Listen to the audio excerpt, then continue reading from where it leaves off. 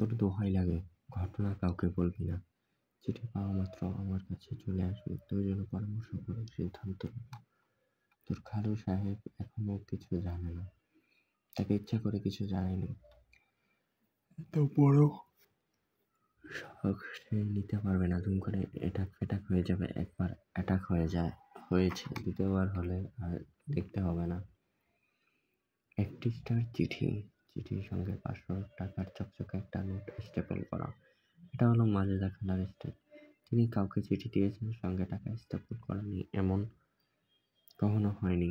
চিঠির সঙ্গে টাকা দেওয়ার পেছনে একটা গল্প আছে। ছোটবেলায় মাজেদা খালার বড় মামা তাকে একটা চিঠি দিয়েছিলেন। চিঠির সঙ্গে ছিল একটা চকচকে 10 টাকার নোট।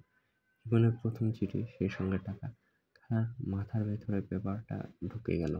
তখন থেকেই তিনি ঠিক করেছেন, যখনই কাউকে চিঠি লিখবে সঙ্গে টাকা থাকবে।